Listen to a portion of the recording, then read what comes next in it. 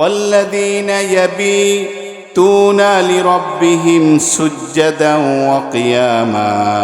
রহমানের প্রিয় বান্দাদের তৃতীয় নাম্বার পরিচয় হলো সে দিন রাত গুজরান করে আল্লাহ তাআলার সিজদায় এবং দাঁড়িয়ে থেকে।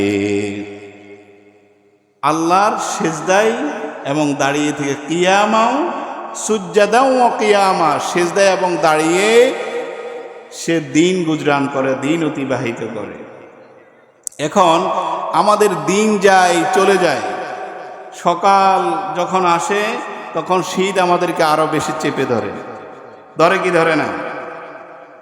তখন আমরা মনে করি আরেকটু পরে উঠবো, আরেকটু পরের চিন্তাতে আমাদের ফজরের জামাত শেষ। কিছুক্ষণ পরে বলি আরেকটু পরে, এরপরে আমাদের ফজরের ওয়াক্তটাও শেষ হয়ে যায়। প্রিয় ভাইয়েরা, আমরা এই ফজর আর এশা এই দুই সালাত যদি জামাতে পড়ি তাহলে আমরা সারা রাত দাঁড়িয়ে থেকে নফল সালাত পড়ার সওয়াব পাবো। সুবহানাল্লাহ। রাসূল সাল্লাল্লাহু আলাইহি ওয়াসাল্লাম বললেন, মান সাল্লা সালাতাল ইশাই মাল জামাআত, যে ব্যক্তি ইশার সালাত জামাতে আদায় করলো, ফাকান্নামা কামা নিসফুল লাইল, সে ব্যক্তি যেন রাতের অর্ধাংশ সে নামাজে দাঁড়িয়ে থাকলো। ওমান সাল্লা সালাতাল ফজরে, যে ব্যক্তি ফজরের সালাত পড়লো, সে ব্যক্তি যেন জামাতে ফজরের সালাত সাথে সাথে যখন পড়লো সারা রাত তাহাজ্জুদ সালাতের মধ্যে তার রাত কাটিয়ে দিল। ইশার সালাত আর ফজরের সালাত জামাতে পড়লেন, সারা রাত কিসের সব? সারা রাত আপনি নামাজ পড়ছেন, এই সব হবে। আমরা কি সারা রাত সালাত পড়ি? ভাত খাই না, ঘুমাই না, আরো কত কিছু, সব কিসের মধ্যে যাবে? নামাজের মধ্যে। তাহলে আমার এই আল্লাহর প্রিয় বান্দা, রহমানের প্রিয় বান্দা হতে হলে আমাকে রাত দিন সালাতে অতিবাহিত করতে হবে। এর মাধ্যম হচ্ছে ইশার সালাত জামাতে, ফজর সালাত জামাতে। এবার তো সুযোগ হয়ে গেল, তাহলে ফজর আর এসে আর দিন লাগবে না, কারণ ফজরের পরে বের হইলে সারাদিন ধান কাটতে কাটতে এখন আসর হয়ে যায়, জোহর কোন ফাঁকে চলে যায় জানি না। রাসূল করিম সাল্লাল্লাহু আলাইহি ওয়াসাল্লামকে আল্লাহ তাআলা আরশে নিলেন এবং সে আরশে নিয়ে ডেকে আমাদের জন্য সালাত দিয়ে দিলেন। কয় ওয়াক্ত? 50। পেলাম কত? 5 ওয়াক্ত। 5 ওয়াক্ত পড়লে কত ওয়াক্তের সব? 50 ওয়াক্তের সব। আপনি দেখেন 50 ওয়াক্ত নামাজ পড়তে কত সময় লাগে? 5 ওয়াক্তে যদি 2 ঘন্টা লাগে, 50 ওয়াক্তে কয় ঘন্টা লাগবে? ওর ভাই কথায় কম, 20-24 ঘন্টাতে এমনি নামাজে নামাজে চলে যাবে। তার মানে আল্লাহ যে বললেন সুজ্জাদাও ওয়া কিয়ামা, রহমানের প্রিয় বান্দা তারাই যারা দিন রাত নামাজে কাটিয়ে দেয়। আপনি খেতে কাজ করলেন, 1 ওয়াক্ত নামাজ পড়ে বের হলেন, আবার জোহরের সময় আর 1 ওয়াক্ত পড়লেন, এই মাঝে যে সময়টা চলে গেল, রাসূল সাল্লাল্লাহু আলাইহি ওয়াসাল্লাম বললেন এর মাঝে যত গুনাহ হয়েছে কবিরা গুনাহ ছাড়া সব গুনাহ তাআলা আল্লাহ তাআলা মাফ করে দেন। সুবহান। 5 ওয়াক্ত সালাত, এক সালাত থেকে এক সালাতের মাঝামাঝি যা আছে সব মাফ করে দেন। আবার আরেক এই হাদিসের দ্বিতীয় অংশে বললেন আল জুমাআতু ইলাল জুমআ, এক জুমা থেকে আরেক জুমা পর্যন্ত সালাত পড়েছে, মাঝে যত গুনাহ হয়েছে সব গুনাহ তাআলা আল্লাহ তাআলা মাফ করে দেন। সুবহানাল্লাহ।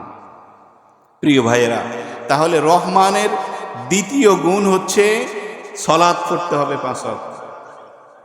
কি করতে হবে? সালাত পড়তে হবে 5 ওয়াক্ত। এবং আরেকটা কাজ করতে হবে, রাতের বেলায় কিছু সালাত অতিরিক্ত পড়তে হবে। এই আয়াত দ্বারা মূলত তাহাজ্জুদ সালাতের কথা আল্লাহ তাআলা বলেছেন। মাঝে মাঝে দেখবেন ঘুম আসে না, হয় কি হয় না? শীতকালে রাত বড় না ছোট? বড়। মুরব্বীকে মাঝে মাঝে হয় ঘুম আসে না, তখন আপনার কাজ কি? যখনই জেগে যাবেন পারলে 2-4 রাকাত সালাত পড়ে নেবেন। সেই সময় আল্লাহ তাআলা প্রথম আসমানে নেমে আসেন। কোথায় নেমে আসেন? প্রথম আসমানে নেমে আসে, বলেন হাতটাকে প্রসারিত করে দিয়ে বলেন আলা আমি মুস্তাগফিরিন ফাস্তাগফির লাহু, আলা আমি মারজুকিন ফারজুকা লাহু, কে আছো ক্ষমা চাহনেওয়ালা, আমি তাকে ক্ষমা করে দেব। কে আছে রিজিক চাহানিওয়ালা, আমি তাকে রিজিক দিয়ে দিব। কে কি চাও, চাওয়া মাত্রই আমি দিয়ে দিব। সুবহানাল্লাহ। তাহলে আমার চাওয়ার, আল্লাহকে পাওয়ার ভোর রাত্রা একটা গুরুত্বপূর্ণ মাধ্যম। আমি যা চাইবো আল্লাহ সেই সময় সাড়া দিবেন, হাত মেলে ডেকে ডেকে বলছেন। তাহলে রহমানের দ্বিতীয় গুণটা আমাদের ভিতরে স্থাপন করতে হবে। 1 নম্বর গুণ হলো আমি বিনয়ী হতে হবে, 2 নম্বর গুণ হলো আমি নামাজি হতে হবে। তারপরে 3 নম্বর আয়াতে আল্লাহ তাআলা বললেন, ওয়াল্লাযীনা ইয়াকুলুনা রব্বানা ইসরিফ আন্না আযাবা জাহান্নাম ইন্না আযাবাহা কানা গরামা। 3 নাম্বার হচ্ছে রবের কাছে ক্ষমা চাইতে হবে। কি করতে হবে? ক্ষমা চাইতে হবে। 1 নাম্বার বললাম বিনয়ী হতে হবে, মুখের হেফাজত করতে হবে। হ্যাঁ, চলনে বলনে আল্লাহ রহমানের যে বিধিনিষেধ আছে বিনয়ী ভাব প্রকাশ করতে হবে। 2 নাম্বার বললাম সালাত পড়তে হবে, ফরজ সালাত, একই সাথে তাহাজ্জুদ সালাত, নফল সালাতগুলো পড়বেন। মাঝে মাঝে কেউ কিন্তু সালাতের হিসাব দেওয়া ছাড়া আল্লাহর কাছ থেকে পার পেতে পারবে না। কিয়ামতের ময়দানে প্রথম হিসাব হবে কিসের? ওরে ভাই কনে নামাজ। নূরানির হাদিস আছে না, আউয়ালু মা ইউহাসাবু বিহিল আবদু। হাদিসের শেষাংশে রাসূল সাল্লাল্লাহু আলাইহি ওয়াসাল্লাম বললেন, ইজা সলুহাত সলুহা সাইরু আমালিহি ওয়া ইজা ফাসাদাত ফাসাদা সাইরু আমালি। কোনো ব্যক্তির যদি সালাতের হিসাব ঠিক হয়ে যায় তার সমস্ত হিসাবটা ঠিক হয়ে যাবে, সহজ হয়ে যাবে। আর কারো যদি নামাজের হিসাব দিতে ব্যর্থ হয় তাহলে সমস্ত হিসাব দিতে সে আল্লাহর কাছে ব্যর্থ হয়ে যাবে। সালাতের হিসাব দিবেন সোজা, আর সালাতের হিসাব দিতে পারবেন না, ব্যর্থ। প্রিয় ভাই, এরপরে যখন কোনো ব্যক্তি সালাতের হিসাব দিতে গিয়ে একটু টান পড়ে যাবে, আমি হাদিসটা এই জন্য বলছি টান পড়ে যাবে, তখন আল্লাহ তাআলা বান্দাকে ক্ষমা করার জন্য বলবেন, হাল মিন তাতাওয়িন লি আবদি, আমার বান্দার কি অতিরিক্ত নফল কোনো সালাত আছে কিনা? কি সালাত? অতিরিক্ত সালাত আছে কিনা? তাহাজ্জুদ বলেন, সুন্নত বলেন, নফল বলেন, এগুলো আছে কিনা দেখো। যদি থাকে তখন আল্লাহ তাআলা ফেরেশতাদেরকে বলবেন ওই সালাতগুলো ফরজের জায়গায় লাগাই দাও এবং সেই ব্যক্তিকে জান্নাতের দিকে পাঠিয়ে দাও। তাহলে মাঝে মাঝে কিছু অতিরিক্ত সালাতও পড়বো ইনশাআল্লাহ। তাহলে 3 নাম্বার যেটা, নামাজ পড়ার সাথে সাথে আল্লাহর কাছে কিছু ক্ষমা চাইবে। প্রিয় ভাইয়েরা, এই পৃথিবীতে নবী রাসূল ছাড়া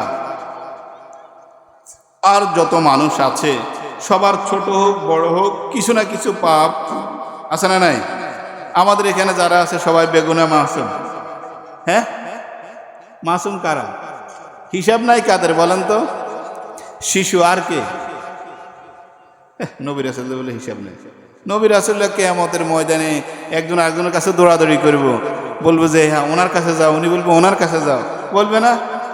হিসাব নাই হচ্ছে পাগলের, হিসাব নাই শিশুর, আর হিসাব নাই যে ঘুমন্ত ব্যক্তি তার। আর সবার কিন্তু হিসাব আছে। যখন আমার এই পাপ পালকিলতা নিয়ে আমি আল্লাহর কাছে উঠব, তখন এই বিশাল পাপের জন্য ক্ষমার দরজা আল্লাহর কাছে পেতে হবে, চাইতে হবে।